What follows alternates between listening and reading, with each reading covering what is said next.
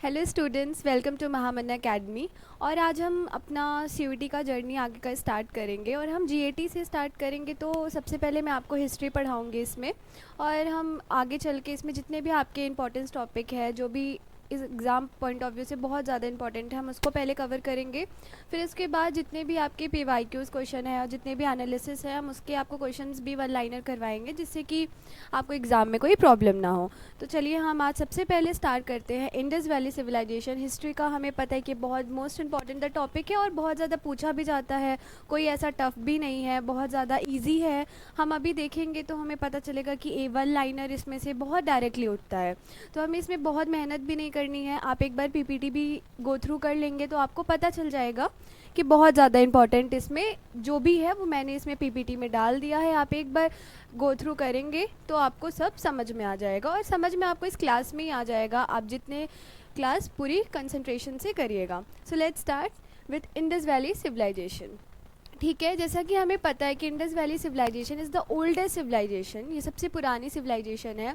और हमें इसके बारे में एक और चीज़ पता है कि ये अर्बन सिविलाइजेशन है। क्या है ये? Urban civilisation. अभी तक हमने जो है किसी भी सिविलाइजेशन को इतनी स्टैंडर्ड, इतना जो है सिस्टमेटिक और इतना अर्बन, कि एंशियंट टाइम में हम क्या सोचते हैं कि उस टाइम पे सोसाइटी नहीं अच्छी होगी या रहने सहने का ढंग नहीं अच्छा होगा, यही सब हमारे दिमाग में बेसिकली आता है। लेकिन जब हम इसकी बात करते हैं इंडस वैली सिविलाइजेशन की, तो इसमें ऐसा नहीं होता है, क्योंकि इसका जो ड्रेनेज सिस्टम है, इसका जो रहने का ढंग है, इनमें हर एक छोटी छोटी माइन्यूट चीज़ों का ध्यान दिया गया है जो हम आज के टाइम पे नहीं देखते। जैसे हम इनके ड्रेनेज सिस्टम की बहुत तारीफ़ करते हैं कि इनका ड्रेनेज सिस्टम बहुत ज़्यादा अच्छा था, लेकिन आज के टाइम पे हम देखते हैं कहीं भी ड्रेन जो है खुला है, कहीं भी सीवेज का पानी जा रहा है, गंदगी कहीं भी है, कूड़ा कहीं भी लोग फैला दे रहे हैं। लेकिन इस टाइम पे ऐसा नहीं था, हर एक चीज़ का प्रॉपर प्लानिंग सिस्टम था। तो एक एक करके हम हर एक चीज़ में जाते हैं। रिलीजन, इनकी सोसाइटी, इनकी जो है क्या ट्रेड था। जैसे कि हमें ये भी बहुत इंपॉर्टेंट पर्सपेक्टिव है कि उस टाइम पे हम देखते हैं कि एग्रीकल्चर को एक बहुत बड़ा एकमात्र सहारा माना जाता था, लेकिन इंडस वैली सिविलाइजेशन में ये चीज़ नहीं देखी गई है। एग्रीकल्चर, खाना पीना एक इंसान के लिए ज़रूरी होता है, उसके स्टेबिलिटी के लिए ज़रूरी होता है, क्योंकि जब वो खाएगा नहीं तो जिएगा कैसे। लेकिन इसमें इनका जो मेन ऑक्यूपेशन था वो क्या था? ट्रेड था। सबसे the most important thing is trade. ये अपना जो प्राइमरी ऑक्यूपेशन था जिस पे रिलाई करते थे वो ट्रेड था। इनका ट्रेड हम देखते हैं कि इनका लिंक हमें मिलता है, जैसे हिस्टोरियन जब एक्सकेवेट करते हैं तो हमें ये पता चलता है कि इनका जो ट्रेड था वो मेसोपोटामिया, ओमान, बहुत बहुत दूर दूर से इनका सब ट्रेड होता था। कैसे हमें ये पता चलता है? कुछ साक्ष्य जो है वो वहाँ पे हमारे मिले हैं, हमारे यहाँ पे उनको मिले हैं, इसी से हमें पता चलता है कि कुछ तो लिंक था इन दोनों में। फिर जब हमें पोट्री, टेराकोटा और फिर उनके जो है सब्सटेंस जो मिले हैं, उससे हमें पता चलता है कि ठीक है, था, लिंक था। तो चलिए एक एक करके हम सब गो थ्रू करते हैं कि क्या है, कैसे है। ठीक है, जैसे मैंने आपको बताया, ये सबसे बड़ी लार्जेस्ट सिविलाइजेशन है इंडस वैली सिविलाइजेशन, और ओल्डेस्ट है। इसकी जो स्क्रिप्ट के बारे में बात करते हैं तो इसकी स्क्रिप्ट बहुत इंपॉर्टेंट है, बट ये अनडेसिफर्ड है। अभी तक इसको खोज नहीं पाए हैं हिस्टोरियन। जिस दिन हिस्टोरियन इसको खोज लेंगे, हमें इस सिविलाइजेशन के बारे में बहुत सारी चीज़ें पता चलेंगी। एक और क्वेश्चन आता है, इतनी पुरानी सिविलाइजेशन की स्क्रिप्ट जो है अभी तक हमें कैसे मौजूद है? ख़त्म हो सकती है, कुछ भी हो सकता है, कीड़े खा सकते हैं, लेकिन द थिंग इज़ कि इन्होंने, पहले के ज़माने में पेपर इन्वेंट नहीं हुआ था जैसे हमें पता है, तो ये लिखते किस पे थे? मान लीजिए इन्होंने कोई स्टोन लिया, ठीक है, स्टोन लिया और स्टोन को थोड़ा शेप कर दिया, उसके बाद इन्होंने किसी नोकीलेदार पत्थर से, नोकीले सब्सटेंस से उसमें इंग्रेव किया है। उसमें मान लीजिए ये हमारा जो है एक पत्थर है, इसमें इन्होंने इंग्रेव किया है जो भी इनको लिखना है। और द थिंग इज़, हमें ये भी याद रखना है कि आज के टाइम पे हम कैसे लिखते हैं, लेफ़्ट टू राइट लिखते हैं, लेकिन इनकी स्क्रिप्ट कैसी है? इनकी स्क्रिप्ट जो है राइट टू लेफ़्ट है। इन्होंने ऐसे लिखना शुरू किया है, तो ये हमें याद रखना है। और ये डेट करता है 3000 BC में। ठीक है, आप सोचिए इतनी पुरानी अभी स्क्रिप्ट है, जब हमें इसके बारे में पता चलेगा तो हमें कितनी सारी चीज़ें हम इसके बारे में जानने को मिलेगी। देखिए, होप सो, हम आशा करते हैं कि हमें इसका जल्दी से जो है मिले। अब देखिए, यहाँ पे एक सेंट्रलाइज अथॉरिटी थी। अगर हम अथॉरिटी के बारे में बात करते हैं तो ये एक, यहाँ पे हम बोल सकते हैं कि कुछ एक था जो सेंट्रल कंट्रोल करता था। वैसे हिस्टोरियन को इसको लेकर एक डिबेट भी चलती है, जो डिबेट बहुत बड़ी, आप अपने आगे की क्लास में अगर हिस्ट्री परस्यू करेंगे तो आप देखेंगे कि इसमें जो है सेंट्रलाइज अथॉरिटी जो है वो एक बहुत बड़ा डिबेट है इसका कि ये है या नहीं है। लेकिन हम मोटे मोटे तौर पे देखते हैं तो हम कह सकते हैं कि इन लोगों को कंट्रोल करने के लिए कोई तो इनके ऊपर था, कुछ सेंट्रल अथॉरिटी थी जो इन लोगों को कंट्रोल, क्योंकि इतनी प्लानिंग आप अगर खुद देखिए, अगर आज के टाइम पे भी अगर सेंट्रल कंट्रोल नहीं होगा तो स्टेट जो है अपनी मनमानी करेंगे। अगर मनमानी करेंगे तो कहीं ना कहीं मान लीजिए यूपी में कुछ और वेरिएंट दिखेगा तो कहीं पे कुछ और दिखेगा। इस वजह से कभी सिमिलैरिटीज़ तो नहीं होंगी ना, लेकिन इनके जितने भी साइड्स थे हम देखते हैं कि इनके सिमिलैरिटीज़ बहुत अच्छे थे। इनके में बहुत सारी चीज़ें जो सिमिलर पाई गई थी, जिससे हम ये कह सकते हैं कि हाँ सेंट्रल कंट्रोल था, इस वजह से इतनी प्लान थी सारी चीज़ें। ठीक है, इनके जो ट्रेड नेटवर्क्स थे जैसे मैंने बताया वो इंटरनेशनल थे। ये काफ़ी क्रॉप्स उगाते थे, पीईसी, सेम सीड, कॉटन, ये सब इनको पता था, इसके बारे में इनको नॉलेज थी। ठीक है, चलिए हम आगे देखते हैं। ये जो है पूरे north west India, Pakistan, Afghanistan यहाँ तक फैला हुआ था। इसकी एक और हम बोलना चाहेंगे कि इसको इंडस वैली सिविलाइजेशन इसलिए कहते हैं क्योंकि ये इंडस रिवर के पास से गुजरता है, और ये जो है ज़्यादातर इसके जो मोस्ट इम्पॉर्टेंट साइट्स है वो कहाँ आपको मिलेंगे, वो आपको पाकिस्तान में देखने को मिलेंगे। और आप कुछ रिवर्स हैं, जैसे हमारे एग्ज़ाम में ये भी क्वेश्चन आता है कि किस रिवर के पास से गुजर रही है किस, तो ये भी हम देखेंगे कि ये कुछ जो है हमारे Indus river, Hakra river, Saraswati basin, ये सब थोड़े हमारे इम्पॉर्टेंट जो है रिवर्स हैं जो इनके साइड से गुजरती हैं। चलिए, हम इस सिविलाइजेशन को ब्रोंज एज सिविलाइजेशन भी कहते हैं। अब ब्रोंज एज सिविलाइजेशन क्यों कहते हैं? स्टोन एज में हम स्टोन एज सिविलाइजेशन क्यों कहते थे? स्टोन एज हम इसीलिए कहते थे क्योंकि वहाँ पे जो प्राइमरी टूल था, जो प्राइमरी टूल वो यूज़ करते थे वो क्या था, वह उनका स्टोन था। यहाँ पे जो प्राइमरी टूल यूज़ कर रहे हैं, जिसने हिस्टोरियंस ने एक्सकवेट करके देखा है, वो क्या है, ब्रोंज है। इसलिए इसको क्या कहते हैं, ब्रोंज एज सिविलाइजेशन कहते हैं। आप ऐसे पढ़ेंगे कि हर एक रीज़न जानते रहेंगे कि सिविलाइजेशन को ब्रोंज एज क्यों कहते हैं, तो आपको पढ़ने में आसानी भी होगी, आपको लंबे समय तक ये चीज़ें याद भी रहेंगी। एग्ज़ाम्स के बाद भी ये थोड़ा बेसिक होता है, अगर आपको पता रहेगा तो आपके आगे के लिए भी फ़ायदा करेगा। तो इस वजह से आपको हर एक चीज़ को रटना नहीं है, थोड़ा सा ध्यान भी देना है कि ब्रोंज एज क्यों कहते हैं, क्या रीज़न था, बस इतना, और आगे बढ़ जाना है। ठीक है, जैसे हम लोग टेराकोटा वगैरह हम लोगों को जब मिलती है तो हम लोगों को डांसिंग गर्ल मिलती है जो कि ब्रोंज एज में ब्रोंज की बनी होती है, तो उससे भी हमें पता चलता है कि काफ़ी यूज़ हो रहा था ब्रोंज। ठीक है, हम इनकी टाउन प्लानिंग की बात करते हैं। जैसे कि मैंने आपको बोला था कि इनकी बहुत एडवांस टाउन प्लानिंग थी, बहुत अर्बन थी। आज के टाइम पे जैसे हम देखते हैं कि हाउसेस बहुत क्लटर्ड है, बहुत ज़्यादा जैसे चिपके हुए हैं, घर घर के ऊपर घर है, कोई प्राइवेसी नहीं है, कहीं भी विंडो है, कुछ भी है। बट इस टाइम पे अगर हम देखते हैं तो इनकी टाउन प्लानिंग बहुत ज़्यादा एडवांस थी, और आज के टाइम से अगर कंपेयर करते हैं तो आज ऐसा आपको लगेगा कि किसी इंजीनियर ने खुद जो है एक चीज़ें बनाई हैं। ठीक है, थोड़ा सा हम इसके बारे में आपको बताते हैं। देखिए, ये हमारा जो है ये एक ग्रिड पैटर्न पे था, आधारित था। ठीक है, फॉलोड बाय ग्रिड पैटर्न।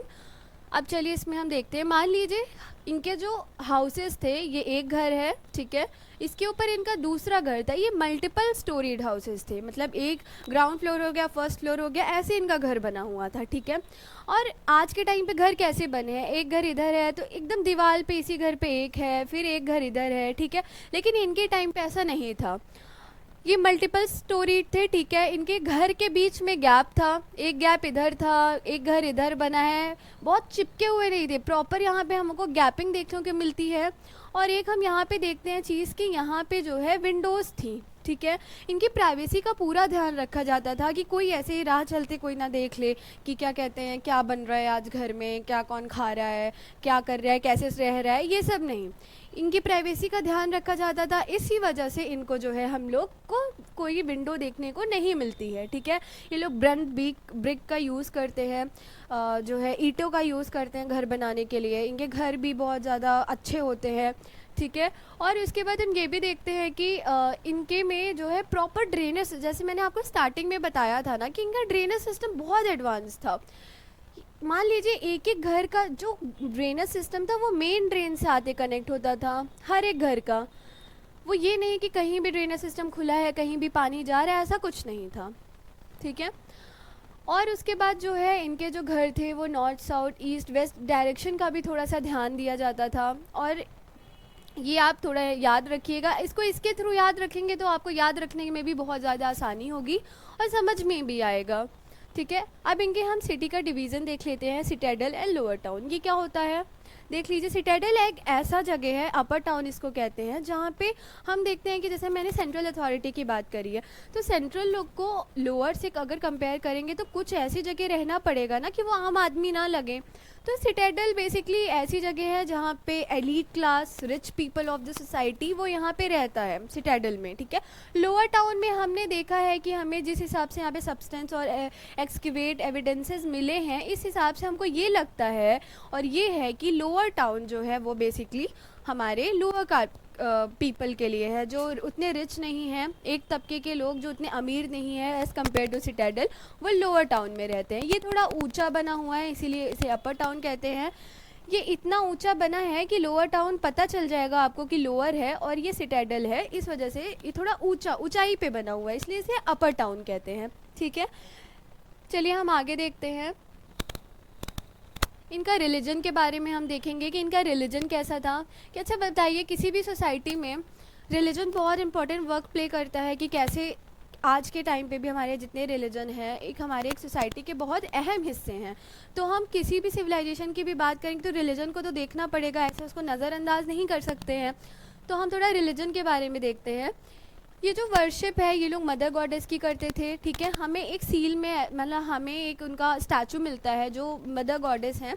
ठीक है, आप गूगल पे सर्च करेंगे तो आपको मिलेगा मदर गॉडेस, एक बार उसको आप गो थ्रू करिएगा कि जो है वो इनकी जो है फिगर जो है पशुपति सील, मैंने यहाँ पे एक पिक्चर डाली है इनकी। आप अगर इस पर ऑब्जर्व कर रहे हैं तो आपको क्या दिख रहा है, एक यहाँ पे एक योगिक पोस्चर में एक बैठे हुए हैं। ठीक है, इनके अगल बगल ये सारे कौन हैं, ये सारे एनिमल्स हैं। ठीक है, फ़िश है, देखिए आपको ये दिख रहा है फ़िश है।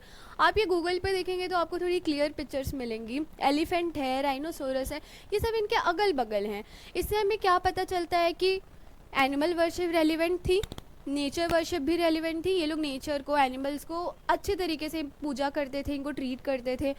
अब हिंदुज़म में अगर हम देखते हैं तो हिंदुज़म में किसके कौन से भगवान के पास जो है ज़्यादातर एनिमल्स और ये सब रहते हैं, बताइए? शिवा के।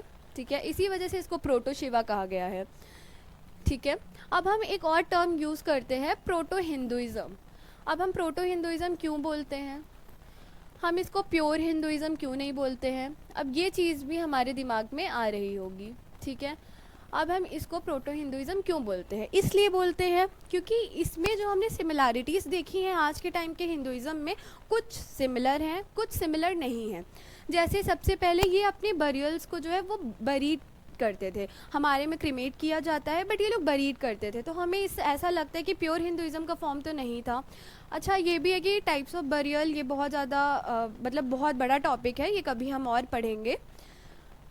ठीक है, हिंदुइज़्म में इसलिए कहते थे, ये लोग आफ्टर लाइफ में बिलीव करते थे। हमें कैसे पता चला कि आफ्टर लाइफ में बिलीव करते हैं, क्योंकि जब हमने एक डेड बॉडी हमें मिलती है, ये जिस चीज़ में इनकी डेड बॉडी रखी गई है उस चीज़ के साथ हमें कुछ ऐसे ऐसे सब्सटेंस मिले हैं जो कि ये दिखाते हैं कि ये आफ्टर लाइफ में बिलीव करते थे। ये ऐसा बिलीव करते थे कि अगर हम ये चीज़ इस इंसान के साथ रखते हैं तो वो जब मरने के बाद जो है उस चीज़ का इस्तेमाल करेंगे। ये चीज़ हम यहाँ पे देखते हैं, इस वजह से हम ये कहते हैं कि इन आफ्टर लाइफ में बिलीव करते थे। हमें बहुत ज़्यादा डेड बॉडीज़ के साथ सब्सटेंसेस मिले हैं, बैंगल्स मिली हैं, तो इससे हमें पता चलता है कि हाँ ये बिलीव करते थे, और इसी वजह से इसको एक टर्म दिया गया है हिंदुइज़म, प्रोटो हिंदुइज़म। ठीक है, चलिए हम आगे पढ़ते हैं। आई होप कि आपको यहाँ तक हर एक चीज़ क्लियर होगी, और अगर आपको कुछ डाउट होगा तो आप कमेंट भी कर सकते हैं।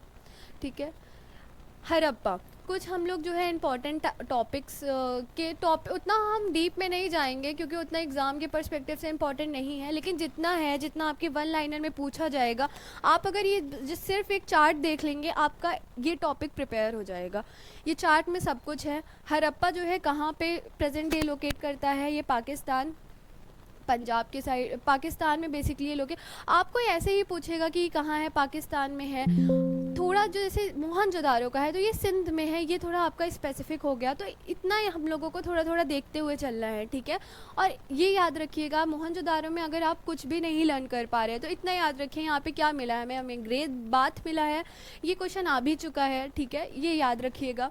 हमें हड़प्पा में क्या मिला है, हमें ग्रेनरीज मिली हैं। ग्रेनरीज क्या होती हैं, जहाँ पे हमारे अनाज स्टोर किए जाते हैं इन फ्यूचर के लिए। जब कोई हमारे मान लीजिए एग्रीकल्चर ख़राब हो गया, इसे आपातकालीन स्थिति इमरजेंसी बोलते हैं, तो उसमें हम यूज़ कर सकें खाने के लिए और हम क्रेव ना करें, तो इसके ग्रेनरीज है। ठीक है, धोलावीरा को देखते हैं। धोलावीरा कहाँ पे है, गुजरात में है। यहाँ पे वाटर मैनेजमेंट बहुत अच्छा है। ठीक है, ये इसीलिए जाना जाता है। बस आप ऐसे ऐसे देखते हुए चलेंगे, आपको लर्न भी हो जाएगा, उतना कुछ टफ नहीं है। मैंने सारी साइट्स नहीं ऐड करी हैं, बट उतनी ऐड करी है जो आपके एग्ज़ाम में आते हैं और बहुत मोस्ट इम्पॉर्टेंट है। ठीक है, लोथल को देखते हैं, ये गुजरात में है। यहाँ पे डॉकयार्ड मिला है। जब इनका ट्रेड होता था, इंटरनेशनल होता था, तो ऑफकोर्स सी बात है कि हमें डॉकयार्ड यहाँ पे मिलेगा ही मिलेगा।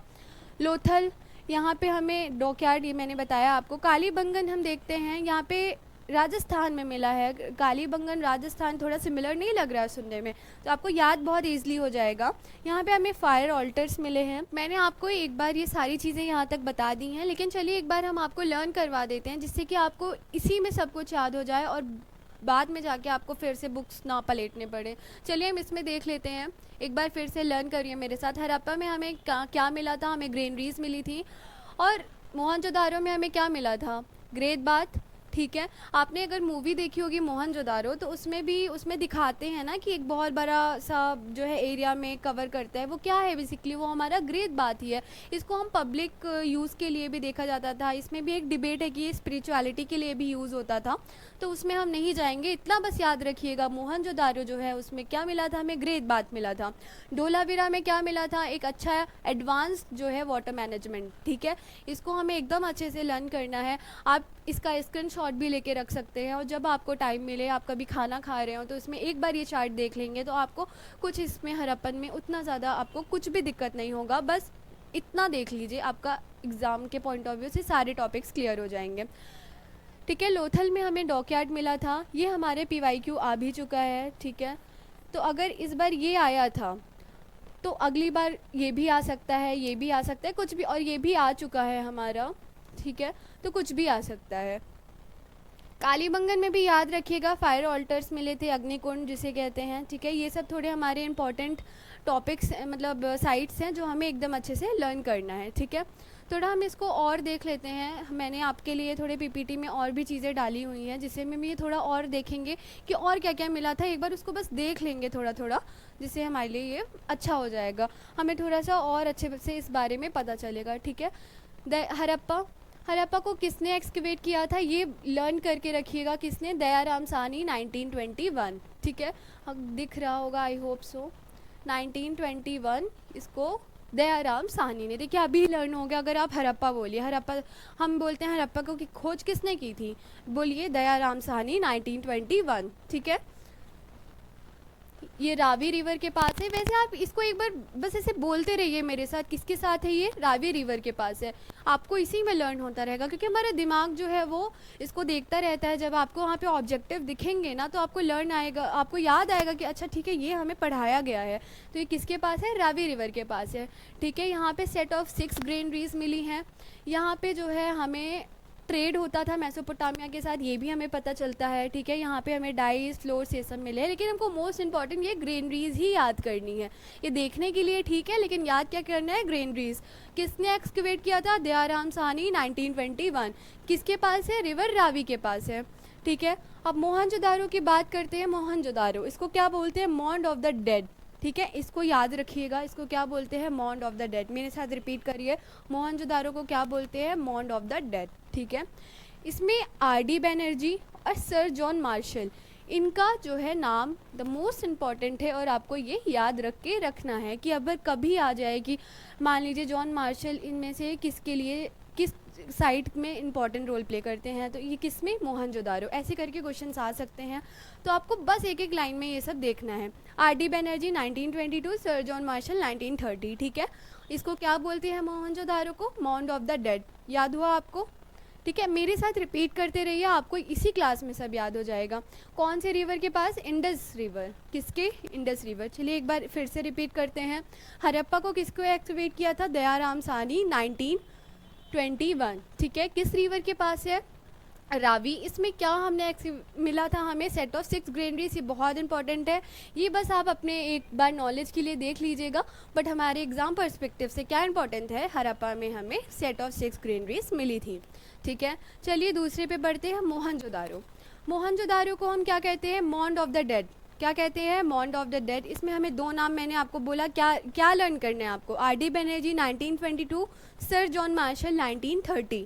ठीक है, यहाँ तक याद हो गया। अब हम रिवर, इसमें कौन सी रिवर के पास है, रिवर इंडस। ठीक है, अब चलिए इसमें हम क्या, मैंने आपको अभी पीपीटी जो मैंने आपको पिछला बताया उसमें क्या बताया, मैंने बोला कि ग्रेट बात याद रखना है, और आपको याद भी हो गया होगा, आपने ध्यान दिया होगा, और आई विश कि आप ध्यान से पढ़ रहे होंगे हर एक चीज़। ठीक है, क्या मिला था हमें मोहनजोदारो में, ग्रेट बात। फिर उसके बाद जो है इसमें हमें, और मोहनजोदारो में हमें और क्या मिला था, ये भी बहुत इंपॉर्टेंट है, ब्रोंज डांसिंग गर्ल। जैसे मैंने आपको जब ये बताया था कि ब्रोंज एज हमें मिला था, तो ब्रोंज एज में ये मैंने आपको बताया था कि हमें एक, जैसे कि यहाँ पे एक बीएचयू में एक है हमारा म्यूज़ियम है, उसमें एक हमें एक आलस कन्या करके स्टैचू मिलती है, वो भी ब्रोंज से ही बनी है। तो उसी टाइप का हमें एक स्टैचू मिला था हड़प्पन में, जिसको जो ब्रोंज से मिला था, और इसको हम डांसिंग गर्ल बोलते हैं, कि ये थोड़ा डांस फॉर्म में, ऐसे उसके बॉडी पॉस्चर जो है वो डांसिंग फॉर्म में रहती है, इसलिए इसे क्या बोलते हैं, उसे हम बोलते हैं डांसिंग गर्ल। ठीक है, हमें और क्या याद रखना है यहाँ पे, सील ऑफ मदर, जैसे मैंने आपको पढ़ाया था रिलीजन में, मदर गॉडेस और पशुपति, ये हमें इसमें मिलते हैं। ठीक है, ये हमको लर्न करना है। अब चलिए मैं आपको एक बार और लर्न करवाती हूँ, मोहनजोदारो में हमें क्या मिला था, मेरे साथ बोलिए, ग्रेट बाथ। ठीक है, पहला क्या हो गया, ग्रेट बाथ। दूसरा क्या हो गया, ब्रोंज डांसिंग गर्ल का स्टैचू मिला था हमें, जो कि ब्रोंज मटेरियल का था। तीसरा क्या हो गया, मदर गॉडेस और पशुपति। इतना हम बहुत ईजिली 3 चीज़ें याद रख सकते हैं, मेरे साथ रिपीट करिए। मोहनजोदारो को हम क्या कहते हैं, मॉन्ड ऑफ द डेड। ठीक है, इसमें हमें 2 नाम याद रखते हैं, कौन से, R D Banerjee, sir John Marshall 1930। ठीक है, कौन से रिवर के पास है, इंडस रिवर। कौन सा हमें इसमें सबसे ज़्यादा इंपॉर्टेंट चीज़ें हैं, 3 चीज़ हम बोलेंगे, पहला ग्रेट बाथ याद हुआ, दूसरा मदर गॉडेस की सील, और पशुपति की। ठीक है, और तीसरा क्या है, bronze of dancing girl. Dancing girl इतना तो हमें पता है, डांसिंग गर्ल डांसिंग फॉर्म में होगी, इसलिए डांसिंग गर्ल बोला गया है। और ये कौन से मटेरियल से बना है, हमारा ब्रोंज मटेरियल से बना है। ठीक है, चलिए हम आगे चलते हैं, और भी साइट्स हैं जिसको हम ऐसे ही ईजिली लर्न कर लेंगे, अगर आप थोड़ा सा मेरे साथ कंसंट्रेट करके पढ़ेंगे। इस क्लास में जितनी मिनट की ये क्लास है, और इस पोर्शन पे सबसे ज़्यादा ध्यान दीजिएगा, क्वेश्चन यहीं से बनेंगे आपके, तो आपको इसके बाद हड़प्पन सिविलाइजेशन में कोई डाउट ही नहीं होगा, ना आपको अलग जाके 10 वीडियोज़ देख के पढ़ना पड़ेगा, ये एक वीडियो आपके लिए एकदम इनफ है। ठीक है, अब हमें चान्होदारो को देखते हैं। चान्होदारो को इतना याद रखिएगा कि जैसे आज के टाइम पे मान लीजिए कोई फैक्ट्री है जहाँ पे काम हो रहा है, ठीक है, पेपर कटिंग हो रही है, पेपर के कुछ पीसेस इधर उधर जाएंगे, इधर इधर कहीं पूरे कमरे में मान लीजिए फैल जाएंगे। हम कहीं चूड़ी बना रहे हैं तो उसके जो कांच के छोटे छोटे मटेरियल्स होते हैं वो कहीं कहीं फैल जाएंगे, हम चाहे जितना साफ़ करें, लेकिन मान लीजिए कोने में हमें कुछ मिल गया, तो उस हिसाब से जब चान्होदारो में एक्सकवेशन होती है तो हमें पता चलता है, ठीक है यहाँ पे बीड मेकिंग होती थी, ठीक है, यहाँ इसको बीड मेकिंग फैक्ट्री कहते हैं, यहाँ पे डेली यूजेस के सामान मिलते थे, यहाँ पे बहुत सारी चीज़ें जो है हम जो अपने डेली लाइफ में यूज़ करते थे उस टाइम पे, लोग जो ज़्यादा रेलिवेंस था उस टाइम पे जिस सामान का, वो सब चीज़ें यहाँ पे यूज़ होती थी। तो हम चान्होदारो को ऐसे ही याद करेंगे, ठीक है, ये सिंध में है, पाकिस्तान, कौन सा रिवर है, इंडस रिवर है, और ये बहुत छोटी साइट है, ठीक है, बहुत छोटी है, क्योंकि ज़्यादातर यहाँ पे फैक्ट्री के लिए काम होता था, तो ये बहुत छोटी साइट है। और ये भी लर्न करिएगा, चान्होदारो एक ऐसी हड़प्पन साइट है जो विदाउट सिटाडेल है, ठीक है। हम हर जगह देखते हैं कि दो, जैसे मैंने आपको सिटी में पढ़ाया, ठीक है, कि 2 में डिवाइड था, आई होप वो आप लोग कुछ भूले नहीं होंगे कि सिटाडेल था और लोअर टाउन था, ठीक है। तो ये जो चान्होदारो है, चान्होदारो में हमें ये दिखता है कि हाँ ये विदाउट सिटाडेल है, और ये एक सिंगल जो है वो साइट है जिसमें हमें सिटाडेल देखने को नहीं मिलता है, तो ये याद रखिएगा, ठीक है। हमें यहाँ पे क्ले मॉडल मिलता है, वहाँ पे बच्चे खेलते भी तो होंगे, ठीक है, जैसे आज के टाइम पे प्लास्टिक के मटेरियल्स मिलते हैं खेलने के लिए, उस टाइम पे जो है क्ले मॉडल्स मिलते थे जिसको बच्चे खेलते थे, टेराकोटा जो है वो बनता था उससे, ठीक है, खेलने के लिए। तो ये हमें याद रखना है। देखिए टॉय कार्ड्स यहाँ पे बनते थे। हमें बेसिकली चान्होदारो को लेकर क्या लर्न करना है बताइए, जितना आपने समझा बताइए मेरे साथ। बीड मेकिंग फैक्ट्री, यहाँ पे डेली यूजेस के सामान जो है वो बनते थे। ये एक फैक्ट्री साइट था, इसको हम बोल सकते हैं, ठीक है। और चानुदारो बहुत छोटी साइट थी, तो इतना ही हमें इसके बारे में लर्न करना है और कुछ इसमें ज़्यादा जाने लायक नहीं है। कालीबंगन, जैसे मैंने आपको अभी पिछले स्लाइड में बताया था, इसको क्या बोलते हैं, इसको ब्लैक बैंगल्स बोलते हैं, ठीक है। कालीबंगन, आपको नाम से ही नहीं लग रहा है काली, ब्लैक, बैंगल्स, बंगन, ठीक है, इससे हमें याद रखना है कालीबंगन। मोहनजोदारो से हमें ये याद रखते हैं मॉन्ड ऑफ द डेथ, ये कंफ्यूज मत होइएगा। कालीबंगन बहुत ईजी है हमें लर्न करना, ब्लैक बैंगल्स, ठीक है। अब हम ये राजस्थान में हैं, ठीक है, घाघर नदी के किनारे हैं।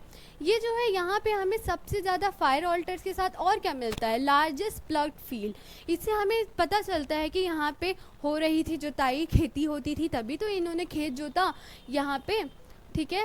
ये हमारे लिए बहुत ज़्यादा इम्पॉर्टेंट है, ठीक है। फायर ऑल्टर्स मिलते हैं, ये दो चीज़ें हमें बहुत अच्छे से लर्न करनी है और ये आपके लिए इतना ही इम्पॉर्टेंट है। इसमें क्या, फिर से रिपीट करेंगे, कालीबंगन में क्या, इसको क्या बोलते हैं, ब्लैक बैंगल्स बोलते हैं। पहला मैंने क्या बताया था अभी पिछले स्लाइड में, फायर ऑल्टर्स। दूसरा क्या है हमारा, लार्जेस्ट प्लग्ड फील्ड, ठीक है। चलिए आगे बढ़ते हैं और भी जो हमारे इम्पोर्टेंट साइट्स हैं उसको एक बार गो थ्रू कर लेते हैं। सुरकोटदा, इसमें बस इतना याद रखिएगा कि यहाँ पे हॉर्स के रिमेन्स मिलते हैं, तो हमें ये पता चलता है कि हॉर्स उस टाइम पे यूज़ हो रहा था किसी ना किसी चीज़ से। तो हमें क्या लर्न करना है इसमें, हॉर्स, ठीक है। किस जगह पे है, सुरकोटदा, गुजरात, घाघर। एक बार इसको ऐसे नज़रों से देख लीजिएगा। जैसे मैंने आपको ग्रेव्स के बारे में बताया था कि जैसे वो दफनाते थे, ये इसमें कंफ्यूज मत होइएगा, ओवल, रेक्टेंगल, ये थोड़ा लंबा कहानी है, हम कभी और पढ़ेंगे जब हम थोड़ा सा, आप अभी सिर्फ और सिर्फ आपके एग्ज़ाम से में बहुत कम टाइम है, तो आप बस इतना पढ़िए, ठीक है। एक बार इसको देख लीजिएगा। लेकिन सबसे ज़्यादा आपको, अगर मैंने आपको बोला सुरकोटदा, तो आपके दिमाग में क्या चलना चाहिए, अच्छा हॉर्स, ठीक है। बस इतना याद रखिएगा, ऐसे ही क्वेश्चन आपको आएंगे कि किस साइड से जो है हम हॉर्स के रिमेन्स मिलते हैं, तो सुरकोटदा से मिलते हैं, ठीक है। चलिए धोलावीरा, धोलावीरा के बारे में तो मैंने आपको अभी पिछली स्लाइड में बताया था। यहाँ पे वाटर मैनेजमेंट अच्छा था। यहाँ पे हमको क्या मिलता है, वाटर रिजर्वर मिलता है। रिजर्वर मतलब जहाँ पे पानी इकट्ठा होता है उसको हम रिजर्वर कहते हैं, रिजर्व करते हैं बेसिकली, ठीक है। तो ये वाटर रिजर्वर है। ये सोचिए उस टाइम पे इतनी अच्छी टेक्नोलॉजी थी कि ये लोग पानी तक स्टोर करते थे और वेस्ट नहीं होने देते थे। जो भी पानी इनके पास होता था बाद में वो तरह तरीके के चीज़ों के लिए उसको यूज़ करते थे। सोचिए कितना अच्छा इनका प्लान और अर्बन था। और चलिए लोथल, इतना हम धोलावीरा का क्या बताया मैंने, इसमें वाटर मैनेजमेंट याद रखना है, वाटर रिजर्वर याद रखना है, दैट्स इट, ठीक है। लोथल पे चलिए चलते हैं। लोथल भी गुजरात में है हमारा, इतना याद रखें। यहाँ पे मैंने बताया था डॉकयार्ड मिला था, ठीक है। मोस्ट इम्पॉर्टेंट थिंग क्या मिला था, यहाँ पे डॉकयार्ड मिला था, और हमें बस इतना ही इसमें याद रखना है, ठीक है। एक बार ये भी देख लीजिएगा, एविडेंस ऑफ डबल बरियल, जिसमें मेल और फीमेल को साथ में दफनाया गया था। मेल फीमेल मतलब हस्बैंड वाइफ भी हो सकते हैं, ठीक है। तो इसको इन्होंने साथ में दफनाया था। डबल बरियल एक बार याद रखिएगा कहाँ पे, लोथल में मिला था। और क्या मिला था, डॉकयार्ड। एक बार फिर से मेरे साथ बोलिए, लोथल में क्या मिला था हमें, लोथल कहाँ पे है, लोथल कहाँ पे है, गुजरात में है। क्या मिला था, डॉकयार्ड मिला था, और हमें यहाँ पे डबल बरियल मिलता है, ठीक है। यहाँ तक आपका सब क्लियर है। जितना भी मैंने आपको पढ़ाया अभी तक, इतना अगर इसकी क्लास में आपने इस वीडियो को, अगर आपको एक बार नहीं लर्न होता है, आप ये वीडियो दोबारा देखिए, दोबारा जो है जितने भी टाइम की वीडियो है, लेकिन ये जो वो पार्ट मैंने आपको पढ़ाया साइट्स का, वो मोस्ट इम्पॉर्टेंट है आपके लिए। और आपने उसको एक बार देख लिया, आपको सब लर्न हो जाएगा। और अगर आपको एक बार वीडियो नहीं लर्न होता है बाय एनी चांस, तो आप फिर से इसको चला के देखिए, खाते रहिए, देखते रहिए, ठीक है, पढ़ते रहिए। एग्ज़ाम्स में बहुत इंपॉर्टेंट है। चलिए आपके दिमाग में भी अभी ये आ रहा होगा, इतनी अच्छी सिविलाइजेशन थी, इतनी प्लांट सिविलाइजेशन थी, इतनी अर्बन टेक्नोलॉजीज़ थी, तो ये कैसे जो है डिक्लाइन कर गई, इसके रीजंस क्या थे कि ये ख़त्म हो गई। ये सब हमारे दिमाग में आता रहता है ना। तो हम कुछ पॉसिबल रीजंस देख लेते हैं। एक और बात मैं आपको बताना चाहूँगी कि अभी हिस्टोरियन इस मुकाम पे नहीं पहुँचे हैं कि वो ये बोल पाएँ कि दिस इज़ वन रीज़न जिसकी वजह से हड़प्पन सिविलाइजेशन डिक्लाइन होती है। ये हम हिस्टोरियन ने हमें नहीं बताया, तो हम भी अपने से ये एज्यूम नहीं करेंगे कि एक रीज़न की वजह से हड़प्पन सिविलाइजेशन डिक्लाइन की। अगर हमसे कोई नॉर्मली क्वेश्चन पूछता है कि यार क्या रीज़न था कि हड़प्पन सिविलाइजेशन इतनी प्लान्ड, इतनी एडवांस्ड कैसे डिक्लाइन कर गई, तो उसको हम एक रीज़न नहीं बोलेंगे। हम एज अ स्टूडेंट, हमारा काम है कि हम सारे रीज़न्स को अच्छे से देखेंगे और ये पता करेंगे कि क्या पॉसिबल रीजंस हो सकते हैं। सारे रीजंस पढ़ेंगे तो आपको भी आपके दिमाग में आएगा कि हाँ ये नहीं तो ये हो सकता है। खैर इस पे तो डिबेट अभी भी चल रही है, लेकिन हम ये सारे रीजंस एक बार देख लेते हैं। क्लाइमेट चेंज, ये एक रीज़न दिया जाता है।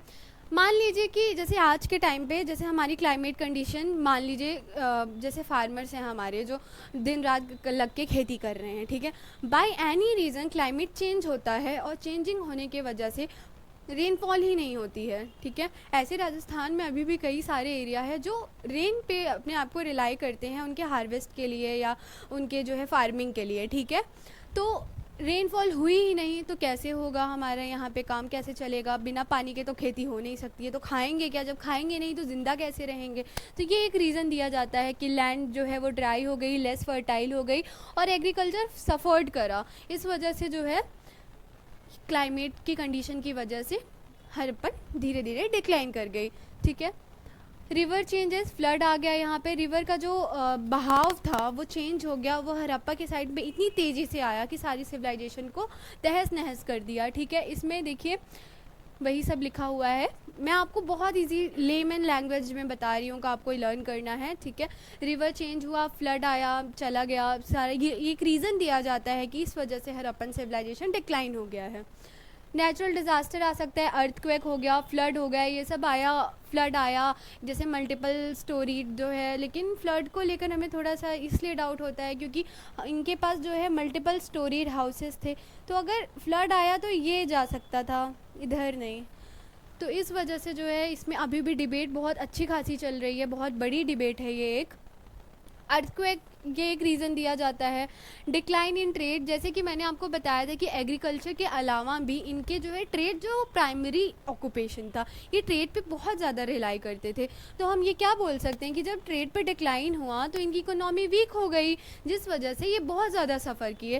लेकिन हमारे दिमाग में ये आ रहा होगा ना कि डिक्लाइन हुआ ट्रेड में, लेकिन वो खुद भी तो उनके पास फैक्ट्रीज़ थी, वो चीज़ें बना सकते थे, चीज़ें को आगे लेके जा सकते थे। तो ये हमें थोड़ा सा रेलिवेंस नहीं लगता है कि सिर्फ इकोनॉमी बहुत बड़ा पर्सपेक्टिव होता है किसी भी सोसाइटी में, क्यों कैसे चल रही है, कितनी स्ट्रॉन्ग है, आज के टाइम पे हम ये देख ही रहे हैं, ठीक है।